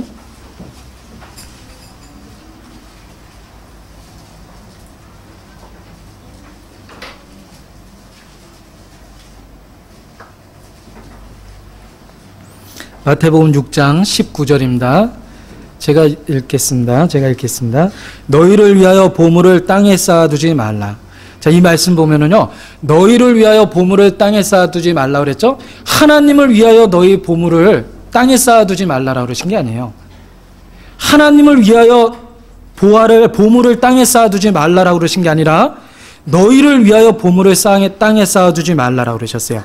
20절, 오직 너희를 위하여 보물을 하늘에 쌓아두라. 하나님을 위해서 보물을 하늘에 쌓아두는 게 아니에요. 우리가 신앙생활 하죠. 우리의 물질이나 내 시간과 노력을 갖고 하나님의 일을 해나가요. 하나님을 위해서 그렇게 한다라고 생각하면요, 큰 착각과 오산이에요. 하나님은 무엇이 부족한 것처럼 사람에게 섬김을 받으시는 분이 아니라고 그랬어요. 내가 내 재물을 갖고 하나님을 위해서 어떤 일을 해요? 하나님은 무엇이 부족한 것처럼 섬김을 받으시는 분이 아니라고 그랬죠. 실제적으로는요, 우리의 유익을 위해서라는 거예요. 너희를 위하여 보물을 땅에 쌓아두고 하늘에 쌓아두라 그랬어요. 하나님을 위해서 한다고 생각하면 잘못 생각하신 거예요. 우리 자신을 위해서 그렇게 하라는 거예요. 하나님의 무엇이 부족해서 우리에게 섬김을 받으시고자 할까요? 하나님은 천지와 우주 만물을 만드셨어요. 우주와 천지 만물을 하나님이 만드실 때 내가 뭐 보태준 거 있나요? 내가 하나님의 땅을 만드실 때 내가 가서 벽돌이라도 날르고 땅이라도 팠나요? 하나님은 우리의 도움 없이, 나의 도움 없이 천지와 우주 만물을 만드신 분이에요. 하나님의 일을 이루는데 내가 없어도 하나님은 그 일을 하실 수밖에 없어요. 하나님은 능력 있고 그 일을 충분히 하실 수 있는 거예요. 내가 주님 일에 참여되어 있는 것은 내게 일할 수 있는 은혜를 또 주신 거예요. 그건 은혜예요. 내가 하나님을 위해서 어떤 일을 한다라는 것은요, 하나님을 위해서 실제로 하는 게 아니라 나를 위해서 하나님께서 나를 위해서 일할 수 있는 기회를 주셨어요. 그건 내게 주신 은혜예요. 내가 교회에서 어떤 봉사의 직책을 맡았어요. 내가 그 일을 해서 하나님께 보탬이 되어 천만의 말씀이에요. 내가 일할 수 있는 기회를 내게 주신 거예요.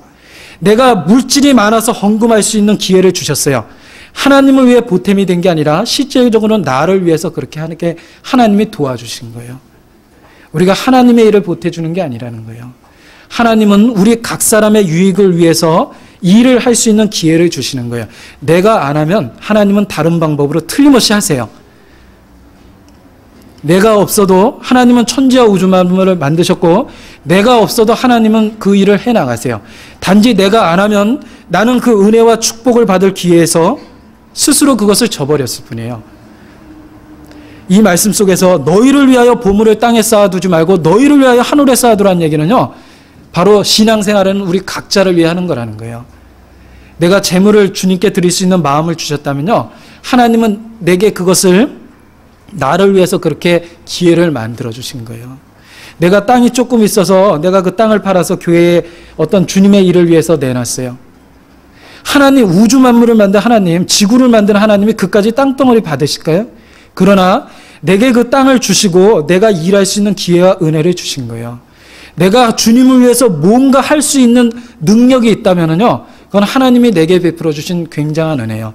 나를 구원해 주셨을 뿐만 아니라 주님은 주님을 위해서 일할 수 있는 특권을 주셨어요. 은혜 위에 은혜로라 그랬죠?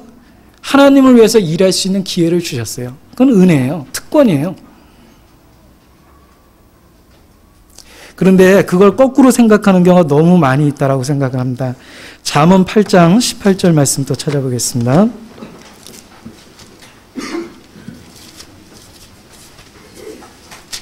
잠언 8장 18절입니다.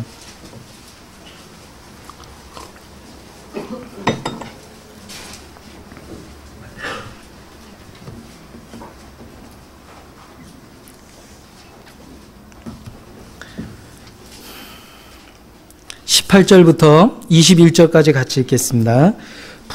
부귀가 내게 있고 장구한 재물과 의도 그러하니라. 내 열매는 금이나 정금보다 나으며 내 소득은 천은보다 나으니라. 나는 의로운 길로 행하며 공평한 길 가운데로 다니나니 이는 나를 사랑하는 자로 재물을 얻어서 그 곳간에 채우게 하려 함이니라. 나를 사랑하는 자로 재물을 얻어서 그 곳간에 채우게 하려 함이니라 그랬죠. 하나님을 사랑하는 자가 하나님 나라에 가서 영원한 그 은혜와 상급을 받기 위해서 하나님은 일할 수 있는 기회를 주시고, 나를 사랑하는 자로 재물을 얻어서 그 곳간에 채우게 하신다고 그랬죠. 그 곳간에 채울 수 있도록 도와주세요. 그래서 내가 물질을 기꺼이 바칠 수 있는 마음이 있다면 하나님은 내게 물질을 끝없이 주세요. 왜? 하늘에 있는 그 곳간에 좀 채워놓으라고. 그럼 내가 즐거운 마음으로 드리면은요, 그 곳간에 가득 채우게 되는 거예요. 내게 전도할 수 있는 어떤 그 시간도 주고 열심도 주셨어요. 내가 그 열심으로 부지런히 쫓아다니면서 전도했다면은요, 하나님이 더욱더 그렇게 할 수 있도록 도와주세요. 왜? 그 곳간에 가득 채우라고 그렇게 하시는 거예요. 하나님이 우리를 사랑하시기 때문에 그 곳간에 가득 채우라고 주시는 거예요. 마치 유업을 주는 그 아버지가 그 아들에게 재산을 나눠줘서 그 재산으로 아들을 부유케 하듯이 하나님은 적당히 우리에게 채워주시면서 그 곳간을 가득 채울 수 있도록 도와주시는 거예요. 그런데 하나님이 주신 시간과 재물을 자기를 위해서 쓴다면은 하나님은 더 그 위에 그 축복을 더 베풀어 주실 이유가 없는 거예요. 그래서 결국은 재물이라는 것은요, 그리스도인의 재물뿐만 아니라 나의 나머지 생애, 시간, 모든 것들은 실제적으로는 하나님 나라를 위해서 이 땅에 존재하는 거예요. 그래서 이렇게 한번 생각을 해봤습니다. 만일에 앞으로 열흘 동안에 화폐 개혁이 일어났어요. 그래가지고 지금 쓰고 있는 돈은 앞으로 열흘 뒤에는 휴지가 되는데 열흘 이내에 전부 가까운 시중은행 가서 교환하십시오라고 발표를 했다면, 옛날에 화폐 개혁이 있었죠. 그랬다면 아마 열흘 이내에 무슨 일이 있어도 그냥 이것저것 돈 있는 거 동전 하나까지 다 끌어모아가지고 어떻게 해요? 은행 가서 바꾸려고 그럴 거예요. 그죠? 우리가 지금 그런 시대에 살고 있다고 생각해요. 우리가 이 세상에서 썩어질 걸 바꿔가지고 영원한 세계 하늘에 있는 그 곳간에 채워넣을 수 있는 은혜를 받았어요. 그럼 구원받은 그리스도인들에게만 주어진 거예요. 우리가 지금 이제 부지런히 빨리 환전해가지고 곳간에 쌓아두는 것이 지혜일 거라고 생각해요. 내가 이 세상에 갖고 있는 썩어질 거, 내 육신, 내 젊음, 내 시간, 내 노력, 내가 갖고 있는 모든 거, 그거 빨리빨리 바꿔가지고요, 영원한 세계로 옮겨놔야 돼요. 썩을 것으로 심고, 그리고 썩지 않을 것으로 거둔다고 그랬죠. 욕된 것으로 심고 영광된 것으로 거둔다고 그랬어요. 하나님은 우리에게 은혜를 베풀어 주셔서 우리가 갖고 있는 모든 것을 영원한 천국에 쓸 수 있게끔 교환해 주겠다고 약속하셨어요. 이제 우리의 나머지 생애는 그 교환하는 기간이에요. 내가 바꾸면 바꿀수록 하나님께 그 재물을 쌓아놓고 가는 거예요. 오늘이라도 내가 죽었어요. 제가 이 세상에 남겨놓을 거는 전세돈 얼마 하고, 그리고 뭐 현금 얼마 하고, 또 아마 돈 몇 푼이 있을 거예요. 자, 내가 지금 죽으면서 다 두고 가겠죠? 그 두고 가는 것은요, 내가 죽을 때 재물을 남겨둔 것은요, 실제로는 내가 잃어버리는 거예요. 내가 그동안 재물을 주님을 위해서 뭔가 쓴 게 있다면요, 그는 실제로 잃어버린 게 아니라 죽을 때 찾아갖고 가는 거예요. 그렇겠죠? 그건 아주 틀림없는 거예요.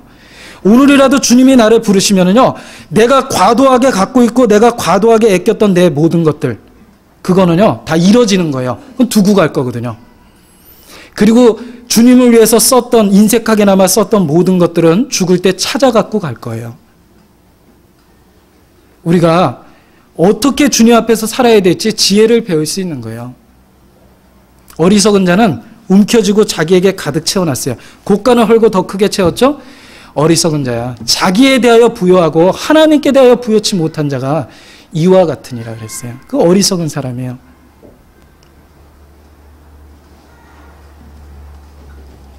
누가복음 12장 말씀 조금 더 보겠습니다. 누가복음 12장. 자, 그리고 이 부자가 그 한 말이 몇 마디 성경에 기록이 되어 있습니다. 그런데 이 부자가 그렇게 뭐 몇 마디 하지도 않았는데 내가라는 말하고 내 거라는 말 몇 번이나 나오는지 한번 세어보세요. 제가 읽어볼게요. 누가복음 12장 17절부터 제가 읽어보겠습니다. 심중에 생각하여 가로되 내가 곡식 쌓아둘 곳이 없으니 어찌할꼬 하고 또 가로되 내가 이렇게 하리라. 내 곡간을 헐고 더 크게 짓고 내 모든 곡식과 물건을 거기 쌓아두리라. 또 내가 내 영혼에게 이르되 영혼아 여러 해 쓸 물건을 많이 쌓아두었으니 평안히 씻고 먹고 마시고 즐거워하자 그랬죠. 이 부자가 몇 마디 하지도 않았는데 내가라는 말하고 내 거라는 말이 6번 나왔어요. 6번 사람의 숫자죠. 이 부자의 평소 생각과 가치관이 어떠했는지 금방 드러났어요. 그야말로요, 자기 중심적이고 이기적이고 자기밖에 모르는 사람이에요. 그 몇 마디 하지도 않았는데 내가, 내 거. 우리 주변에 말투가 그런 사람 많죠? 내가 누군데, 나 누구가, 그리고 이게 다 내 거, 내 재산, 내 지식, 내 소유. 사람이 자기를 사랑하고 하나님께 대하여 부여치 못한 사람이에요. 이 어리석은 부자가 그랬어요. 자기만 생각했지 자기 안에 있는 그 영혼, 그거에 대해서는 아무런 준비를 못했어요. 사탄이 한 말하고 아주 비슷해요. 이사야서 14장에 보면 루시퍼, 너 아침의 아들 계명성, 사탄에 대한 이야기가 나오죠. 그 사탄이 말끝마다 내가 그랬어요. 내가 하늘에 올라 지극히 높은 자 비기리라. 내가 북극 보좌 위에 내 자리를 좌정하리라. 내가 그 하나님의 무별 위에 올라 내가 지극히 높은 자 비기리라. 내가 하리라. 그 사탄이 한 말하고 아주 비슷한 거예요. 사단의 교만이에요. 내가. 자기중심적이고 그 안에 죄와 그 어떤 사단이 주는 유혹과 욕심으로 가득 차 있는 사람이에요. 한마디로요. 그래서 이 사람이 얼마나 어리석은 사람이라는 걸 금방 알 수 있고요. 또 이 사람은 그 재산을 많이 쌓아두고 이르기를 뭐라고 그랬냐면요. 영혼아 여러 해 쓸 물건을 많이 쌓아두었으니 평안히 쉬고 먹고 마시고 즐거워하자 그랬거든요. 여러 해 쓸 물건을 많이 쌓아두었다라고 그랬고, 하나님은 이르시되 어리석은 자 오늘 밤에 내 영혼을 도로 취하겠다고 그랬어요. 어리석은 자는 여러 해 쓸 물건을 많이 쌓아두었다고 여러 해를 생각했고, 하나님은 오늘 밤 이야기를 하셨어요. 오늘 밤에 내 영혼을 도로 찾으리니 내 예비한 것이 네 것이 되겠느냐. 우리는 여러 날을 생각해요. 사람의 연수가 70이요 강건하면 80. 나머지 생애 따져보면요 그렇게 많은 날이 아니에요. 게다가 그것도 운이 좋아서 수명을 다 채우는 거지. 만약에 우리가 중년에 우리의 생명을 잃어버리게 된다면, 중도에 그 생명을 잃어버리게 된다면 오늘이라도 주님이 부르실 수 있는 거예요. 이번에 추석 연휴 때 많은 사람들이 고향으로 내려갔어요. 얼마나 기쁘고 즐겁고 가족을 보겠다는 기쁨으로 설레였을까요? 돌아올 때 사망 몇 명, 죽은 사람 많이 있었죠? 그 사람들이 내려갈 때 자기가 죽을 거라는 건 생각 못했어요. 아시아나 항공기 잘 나가다가 폭파돼서 많은 사람 죽었죠? 그 비행기 탈 때 자기가 죽는다는 생각 못했어요. 교통사고 나서 죽을 때 차 타고 출발할 때 자기가 죽는다는 생각 못했을 거예요. 재앙과 죽음이라는 건요, 순식간에 찾아오는 거예요. 오늘 밤이 될 수도 있는 거예요. 그건 누구나에게 다 해당되는 이야기고, 그래서 하루하루를 주님하고 동행할 것을 성경에 교훈해 주신 거예요. 너희는 내일 일을 자랑하지 말라. 하루 동안에 무슨 일이 일어날지 내가 알지 못함이니라 그러셨어요. 너무 당연한 얘기잖아요. 내일 일을 아는 사람이 어디 있어요? 오늘 밤 이야기를 하나님이 하시는데 우리는 여러 해 걱정을 해요. 내가 진짜 오늘이라도 죽는다고 생각하면요, 걱정될 거 하나도 없는 거예요. 병이 걸렸어요. 암이래요. 죽는데요. 걱정이에요. 걱정할 필요 없는 거예요. 오늘 밤이라도 하나님 오시면은요, 질병이 있고 없고, 야, 내일 빚을 못 갚아서 쫓겨나게 생겼어요. 그 걱정 없는 거예요. 오늘 밤이라도 주님 오시면요, 다 놓고 갈 거예요. 어떤 사람이 회사 다니면서 고생해요. 이놈의 회사 일도 많고 스트레스도 많고 그냥 그만두면 그날로 다 모든 걱정 다 놓고 나가는 거죠. 우리가요, 이 세상에 살 때는 복잡하고 힘든 것 같지만 죽음이라는 거 생각하면 다 놓고 나갈 거예요. 전도서에 보면 그런 말씀 있죠. 대저 사람은 자기의 시기를 알지 못하나니 새가 그 올무에 걸리고 물고기가 그 그물에 걸리는 것처럼 사람도 재앙의 날이 호련히 임하면 거기 걸리느니라 그랬어요. 인간은요, 재앙과 불행이 다가오면 그날로 망해버리는 거예요. 당일로 그 도모가 소멸하리니, 오늘이라도 주님이 내 생명을 취하시면은요, 당일로 그 도모가 소멸한다고 그랬죠. 내가 어떠한 계획을 갖고 이 세상을 살아있건 간에 다 없어지는 거예요. 걱정될 게 실제로는 없는 거예요.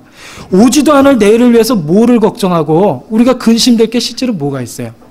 오늘 하루를 주님과 어떻게 보내고 내일 하루가 주어진다면 그 하루를 어떻게 보내는가가 더 중요한 거라는 거예요. 오늘 밤 얘기를 하나님 하세요.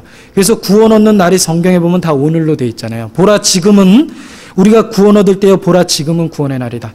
오늘날 너희가 그의 음성을 듣거든 너희 마음을 강팍게 말라. 오늘과 지금이에요.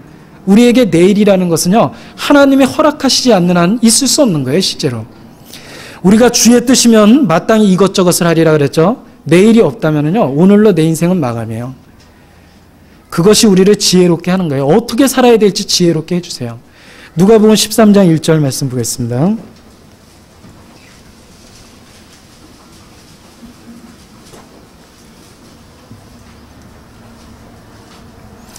(13장 1절) 제가 한번 읽어보겠습니다. 누가복음 13장 1절 말씀입니다. 그때 마침 두어 사람이 와서 빌라도가 어떤 갈릴리 사람들의 피를 저희의 제물에 섞은 일로 예수께 고하니 대답하여 가라사대 너희는 이 갈릴리 사람들이 이같이 해받음으로써 모든 갈릴리 사람보다 죄가 더 있는 줄 아느냐? 너희에게 이르노니 아니라. 너희도 만일 회개치 아니하면 다 이와 같이 망하리라. 또 실로암에서 망대가 무너져 치어 죽은 18사람이 예루살렘에 거한 모든 사람보다 죄가 더 있는 줄 아느냐? 너희에게 이르노니 아니라. 너희도 만일 회개치 아니하면 다 이와 같이 망하리라. 빌라도가 억울하게 갈릴리 몇 사람을 죽였어요. 억울한 죽음을 당했어요. 예수님께 와서 이야기를 드렸어요. 예수님께서 이르시기를 그 갈릴리 사람들이 이같이 해받음으로써 다른 갈릴리 사람들보다 죄가 더 있어서 그런 일을 당했다고 생각하느냐? 아니라 그러셨죠? 너희도 회개치 아니하면 이와 같이 다 망한다. 실로암 망대를 쌓다가 망대가 무너져서 깔려 죽은 사람이 18명 있었어요. 지금 말로 재수도 없고 움도 없었어요. 청주 우암산가 무너졌죠? 죽은 분들 계세요. 실로암 망대를 쌓다가 무너지는 순간에 지나가다가 18명이 깔려 죽었어요. 억울한 희생자예요. 재난의 희생자들이에요. 그죠? 그 사람들이 다른 사람들보다 죄가 더 있다고 생각하느냐? 아니라 그랬어요. 너희도 이같이 회개하지 아니하면 이와 같이 다 망한다 그랬어요. 그거는요, 모든 사람의 운명이 그와 같다라는 걸 나타내신 거예요. 우리 주변에 재앙과 불행 당하시는 분 계세요. 우리 형제자매님들 간에도 초상 자주 나죠. 우리 손으로 그 시체 묻어줄 때 많이 있어요. 그게 진짜 남의 이야기일까요? 우리 자신의 이야기, 내 이야기도 된다라는 거예요. 어떤 사람은 이러기는요, 뭐라 그러냐면 사람은 자기가 죽는다라는 걸 믿는 것보다는 이 세상 모든 사람이 죽는다는 걸 믿는 게 훨씬 더 쉽대요. 그러니까 세상 사람이 다 죽는 건 알지만 자기가 죽는 거는 잘 안 믿어진다라는 얘기예요. 그럴듯한 얘기인 것 같아요. 내가 죽는다라는 건 잘 일깨워지지 않아요. 나는 죽지 않는다라고 얘기하면 어리석은 사람이죠. 우리 모두가 나는 심판을 안 당한다. 하나님 나라에 가서 영원한 상급이 있다는데 그런 거 나 모르겠다. 그거 어리석은 사람이에요. 죽음을 부인하는 것처럼 심판과 상급을 부인하는 거예요. 난 죽지 않는다. 어리석은 자죠. 죽음이라는 건 누구에게나 찾아오는 거예요. 심판과 상급, 난 그런 거 관여치 않는다. 어리석은 사람이에요. 왜? 심판하는 날도 있고 상급에 관한 날도 있기 때문에 그래요. 우리는 재앙과 불행을 항상 안고 있어요. 지뢰밭을 뛰어다니고 있는 사람과 똑같은 거예요. 밟으면 그날로 끝나는 거예요. 시한폭탄이 작동하고 있는데 언제 터질지 몰라요. 폭탄이 장치되어 있다는 건 알아요.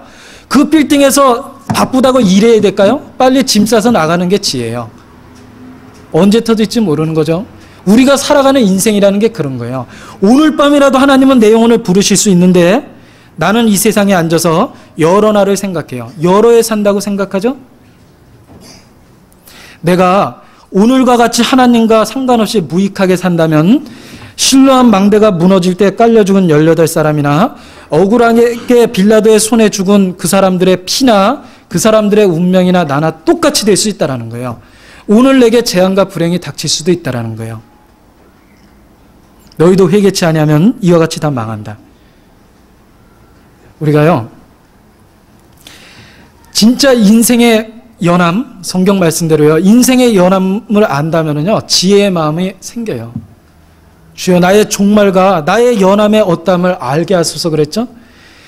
나의 결국, 내가 하나님 심판대 앞에 서 있는 그 모습, 그리고 영원한 상급을 바라보는 그 하나님 그 심판대 앞에서 그 상급을 나눠 가질 때의 그 모습, 그리고 주님 앞에 서서 내가 내 그 합당치 못한 행실로 부끄러워할 그 모습, 또 나의 사랑하는 가족들이 이뤄져 가지고 영원한 불못에 떨어지는 모습, 그 시간의 경과 후의 모습을 지켜본다면요, 우리가 지금 이 순간에 어떻게 지내야 될지를 너무 분명하게 교훈해줘요. 사람은요, 자기의 종말과 연함의 어담을 발견할 때 지혜롭게 되는 거예요. 여러 날을 생각하면 눈이 막혀버려요. 어떤 것이 지혜고 어떻게 살아야 될지조차 잊어버릴 때가 너무나 많이 있어요. 우리가 시대가 가까워졌고 주님 오실 때 가까워졌다는 얘기 참 많이 해요. 19세기에는 예수님 곧 오신다라는 표어를 내걸었어요. Jesus is coming이라고 그랬죠. 예수님 곧 오신다. 지금은 그런 말 안 써요. 예수께서 보라 심판자가 문 밖에 계시니라는 말이 딱 맞는 말이에요. 우리 가까이 아주 계세요. 낭비할래야 이제는 그 낭비할 시간이 없는 거예요. 소돔 고모라가 멸망할 때 동틀 때 천사들이 잠자는 롯을 깨웠어요. 일어나라. 손을 잡고 바깥으로 인도했죠. 돌아보지 말고 들에 머무르지도 말고 도망하라 그랬어요. 그 말이 우리에게 적용되는 말이에요. 일어나야 돼요. 죄 가운데서 일어나야 되고 죄 가운데서 도망가야 돼요. 저 산으로 도망갈지냐 그랬죠.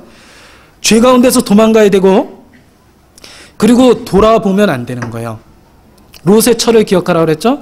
돌아보면 소금 기둥이 됐죠. 쓸모없는 자 되는 거예요. 들에 머무르지 말라고 그랬죠. 함께 멸망할까 두렵다 그랬어요. 하나님과 세상 중간이 들이에요. 그 들판이라는 거예요. 거기에 머무르면은요, 하나님 보시기에 반드시 그 뜻하지 않은 때 진짜 주님을 만나게 되고 놀래고 당황하는 날이 생기는 거예요. 어리석은 자야, 오늘 밤에 내 영혼을 도로 취하겠다. 오늘 밤 이야기를 우리가 늘 하면서 지난다면은요, 진짜 지혜를 배울 수 있는 거예요. 외국 사람이 주로 밤에 기도할 때 무슨 기도를 자녀들에게 시키냐면요, 그런 얘기 들은 적이 있는데, 자녀에게 주로 기도할 때 무슨 내용을 시키냐면요, 만일 내가 내일 아침에 눈 떴을 때 주님 나라에서 눈을 뜨게 된다면 내 영혼을 받아주소서 하고 잠잔대요. 밤에 주님 만날 수도 있다라는 거예요. 강도가 와서 자기를 죽일 수도 있고, 집이 무너져서 죽을 수도 있고, 그리고 진짜 주님이 오셔서 주님을 만날 수도 있어요. 오늘 밤에 만약 내일 아침에 내가 눈을 떴는데 주님 나라에서 눈이 뜨여진다면 내 영혼을 받아주소서. 우리가 오늘 밤 이야기를 하면서 지낸다면요, 우리 중에 시간 낭비할 사람 하나도 없어요. 그거 어리석은 자예요.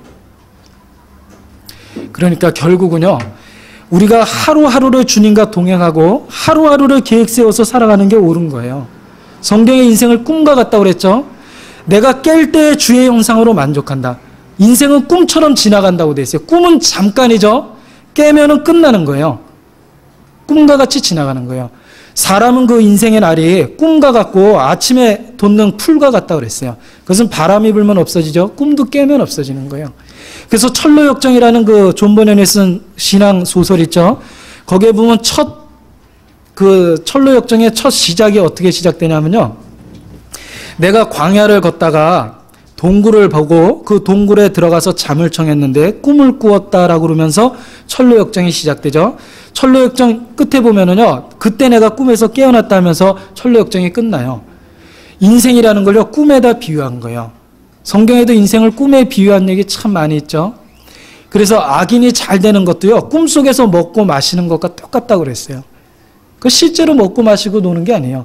하나님의 나라에서 깰 때에 그들을 멸시한다고 그랬죠. 악인은 꿈속에서 먹고 마시고 배부르는 것과 똑같은 거예요. 이사야서 29장 말씀 찾겠습니다.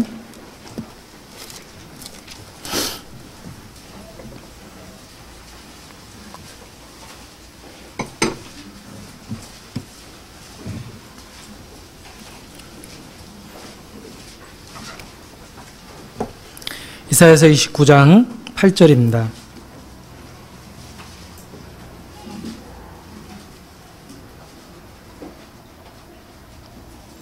이사야서 29장 8절을 같이 읽겠습니다.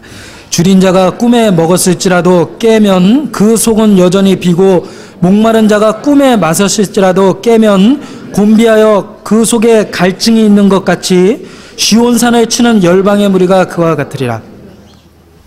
하나님을 대적하는 사람들은 꿈에 먹고 마신 것처럼 깨면은 갈증과 고통이 그대로 있는 거예요. 악인이 잘 되는 걸 보고 하나님 앞에 불평하지 말라고 그랬죠. 그들은 꿈속에서 먹고 마시는 거예요.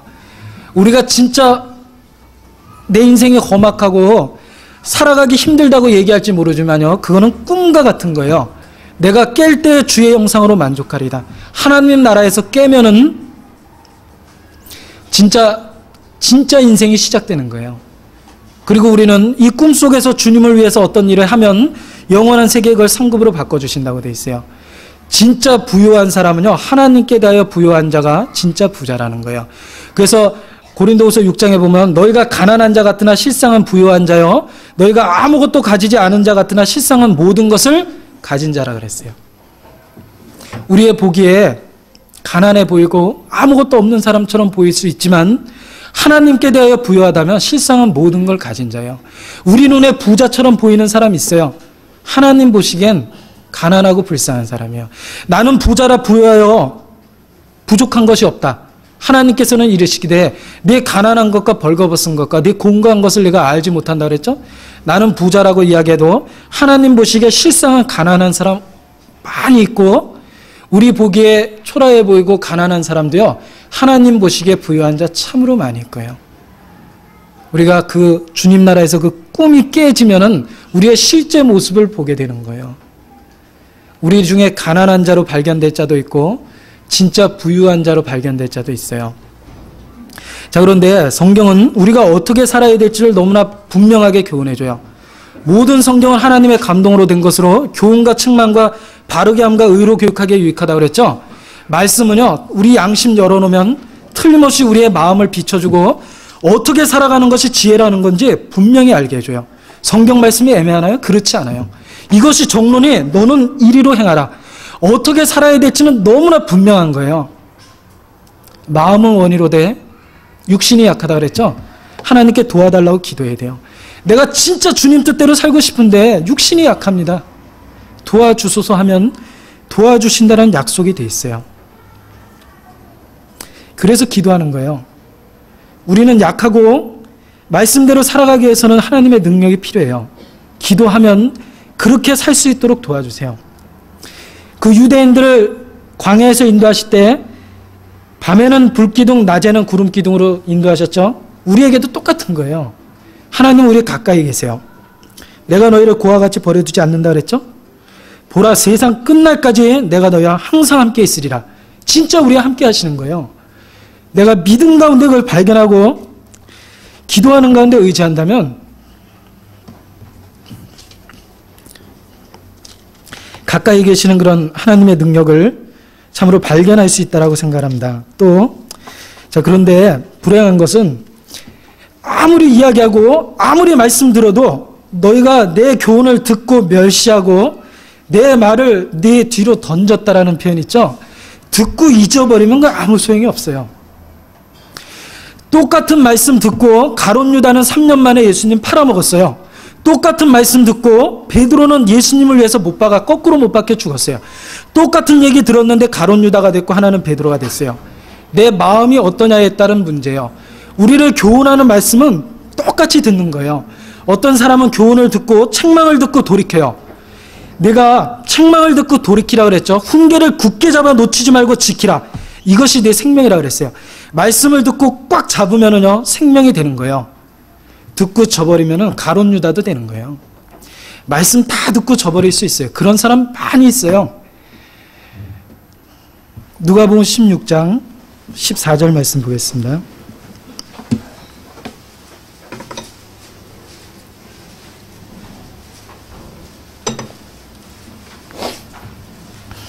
누가복음 16장 14절입니다. 같이 읽어보겠습니다. 바리새인은 돈을 좋아하는 자라 이 모든 것을 듣고 비웃거늘. 예, 됐습니다. 바리새인은 돈을 좋아하는 자라 그랬죠. 자기 마음에 이미 돈을 사랑하는 마음은 어쩔 수가 없었어요. 바리새인이 어때요? 돈에 대한 재물에 대한 교훈을 하니까 이 모든 것을 듣고 비웃었어요. 어떤 사람은 예수님의 말씀을 듣고 진짜 예수님을 나는 우리의 모든 것을 버리고 주님을 쫓았나이다. 그렇게 고백할 수 있는 사람이 있었고 어떤 사람은 똑같은 말씀을 듣고 비웃었어요. 바울이 에덴에서 전도하니까 혹은 기롱도 하고 그랬죠. 기롱하는 사람도 있어요. 그리고 그 가운데 말씀을 믿은 사람도 있어요. 똑같은 얘기 듣고 비웃는 사람도 있고 말씀을 받아들이는 사람도 있어요. 그 결과는 엄청난 차이예요. 한 사람은 생명에 나가고 한 사람은 영원한 후회하는 곳으로 가는 거예요. 듣고 비웃건을 그랬죠.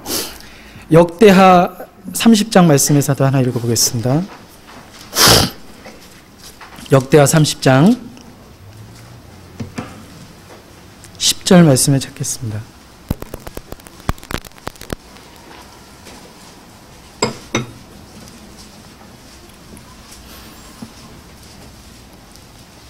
역대하 30장 10절 구약성경 698페이지입니다. 같이 한번 읽어보겠습니다.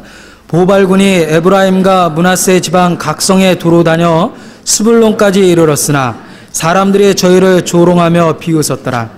자, 히스기야가 유월절을 지내자, 그리고 우리가 하나님 앞에 우리 죄를 자복하고 돌이키자, 우리가 그 은혜를 받자라고 공문을 써가지고 그 편지를 여러 유대 지방으로 보냈더니 어떤 사람은 그 말씀을 듣고 일심으로 하나님께 나온 사람도 있었고 어떤 사람은 저희를 조롱하고 비웃었던 사람도 있었어요. 어떤 사람은 듣고 비방하는 사람, 조롱하는 사람, 비웃는 사람도 있고 말씀을 일심으로 쫓아가는 사람도 있어요. 우리가 동일한 말씀을 다 같이 배우죠. 똑같은 말씀 듣고 어떤 사람은 그 안에 확실히 하나님의 생명을 듣고 깨달아요. 말씀을 듣고 하나님의 사랑을 깨달아요. 어떤 사람은 똑같은 말씀을 듣고 대적하는 사람 있죠. 또 생활 중에도 마찬가지라고 생각해요.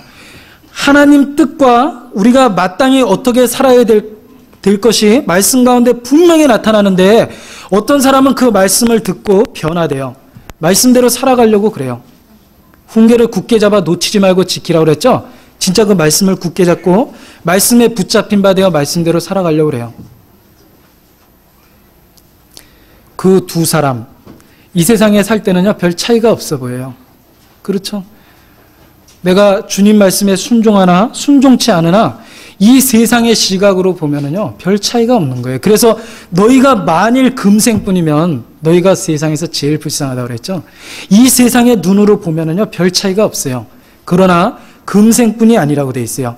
우리가 주님 나라에서 우리의 잠이 깰 때 이 육신의 잠을 이 인생을 벗어내고 하나님 나라에서 비로소 깰 때는 엄청난 차이가 있는 거예요. 무궁한 부끄러움을 받을 자도 있고 영원한 영광 중에 들어갈 자도 있어요. 나를 아는 모든 자가 천국에 함께 있는 사람도 있고 나를 아는 모든 자가 이뤄진 사람도 있어요. 자기는 천국에 와 있는데 자기를 알고 있는 모든 사람이 이루어져 있어요. 그게요, 아주 극과 극의 운명이라고 생각을 합니다. 그래서 진짜 우리 때에는요, 망설일 때가 아닌 것 같아요.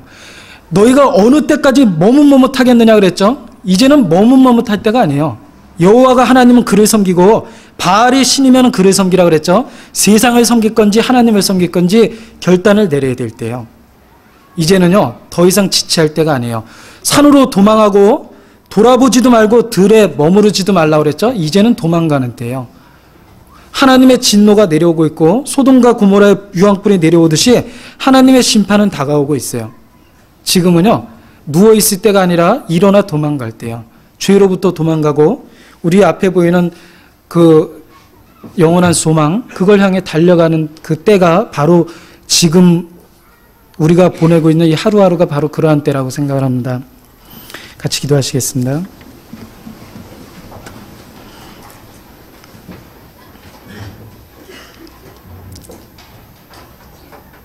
저희를 죄 가운데서 구원해 주신 아버지 하나님, 저희가 오늘 말씀 가운데 참으로 마땅히 어떻게 살아가야 될 것인지 주님의 말씀으로 함께 교훈을 받았습니다.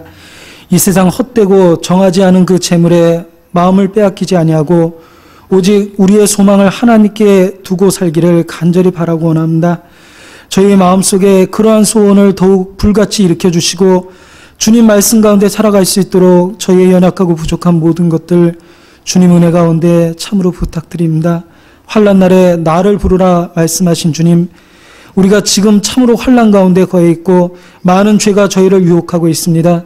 오직 주님을 의지하기를 간절히 바라고 원합니다. 참으로 주님 은혜 가운데 저희를 붙들어 주시고 주님 말씀에 사로잡힌 바 되어 이 마지막 때를 지혜롭게 살아갈 수 있도록 도와주시고 인도하여 주십시오. 아직 구원 얻지 못한 많은 이뤄진 영혼들 저희 주변에 있습니다. 저희의 마음을 참으로 일깨워 주시고 그들의 강팍한 마음도 친히 주님께서 움직여 주셔서 이 마지막 때 얼마 남지 않은 때에 그들의 이뤄진 영혼들이 주님께 돌아올 수 있도록 참으로 은혜를 베풀어 주십시오. 저희와 함께 교제하는 이 모든 분들 한 사람도 이뤄지지 아니하고 주님 나라에서 함께 같이 배울 수 있도록 도와주시고, 혹시 우리 가운데 말씀을 저버리고 말씀의 교훈을 무시하는 그런 분들 계시면 주님께서 일깨워 주시고 하나님 말씀에 사로잡힌 바 되어 진리에 이를 수 있도록, 구원에 이를 수 있도록 도와주시고 인도해 주십시오. 저희 연약하고 부족한 모든 것은 항상 주님께서 보살펴 주시는 줄 압니다. 오직 주님 함께 하시는 그 능력을 의지하며 살아갈 수 있도록 도와주시고 인도해 주십시오. 저희의 나머지 생에 온전히 주님의 은혜 가운데 부탁드리며 저희를 죄에서 구원해 주신 우리 주 예수 그리스도 이름으로 기도드렸습니다. 아멘. 우리 찬송가 한 장 하시겠습니다. 찬송가 460장 하시겠습니다.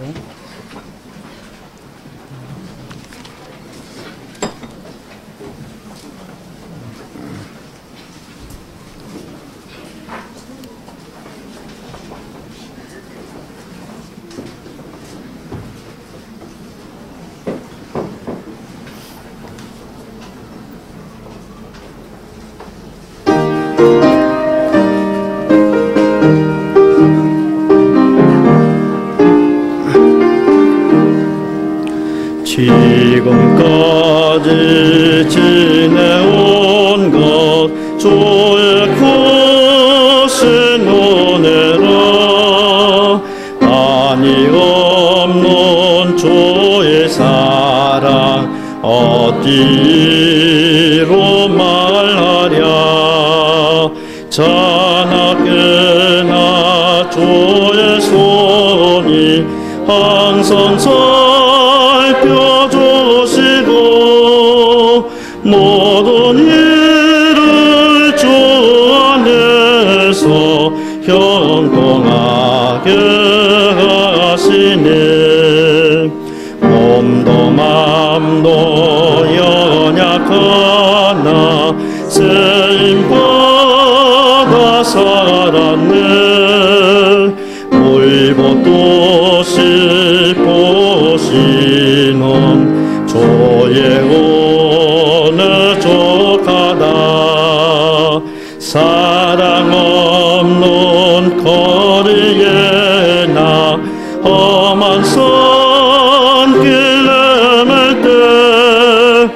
주의 손을 굳게 잡고 찬송하며 가리라. 주님 다시 배울 날이 날로 날로 다가와 무거운 짐 주께 맡겨 벗을 날도 멀잖니. 나를 위해 예비하신 고향 집에 돌아가 아버지의 품 안에서 영원토록 살리라. 광고 말씀 없습니다. 안녕히 들어가십시오.